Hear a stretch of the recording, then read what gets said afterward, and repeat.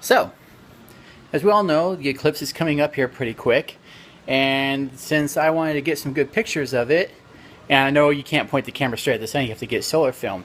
However, I had this idea way too late, and the solar film is way expensive now, and it'll never get in on time. But I had a thought.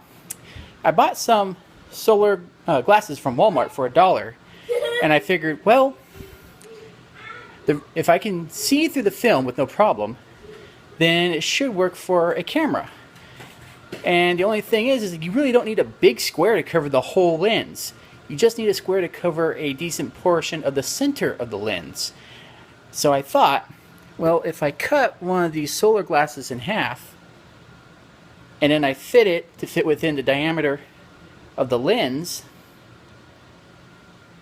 and use some cardboard and some tape and just kind of, ghetto rigged it together, I should get the same effect as if I just put a whole sheet of solar film over the camera. I'm going to try this with my cell phone first and see how it works. Stay tuned.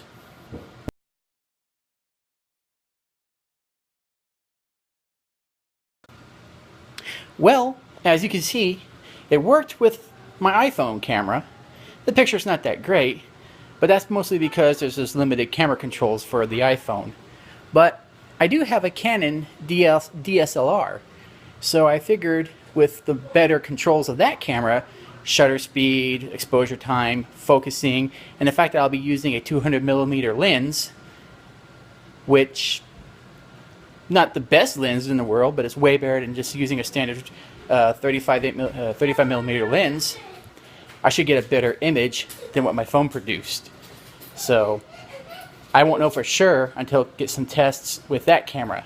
But that's going to take a bit. I got my battery charging, so we'll see how that turns out. Later. Alright, well, here's the finished project. It took me like maybe 2 minutes to make. It's just a piece of pizza box set from last night's dinner with that solar film cut out. So that should place it right over the camera. With my camera lens, just like that, and I should be able to have a solar film that will catch the sun.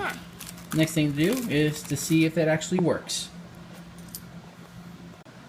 Well, here it is, secured on the camera lens. Now you gotta make sure to get a good seal around everything. You don't want any light leaking in from the sides or anything like that, because that would potentially ruin the shot. So I'll put this on my camera and see how it goes.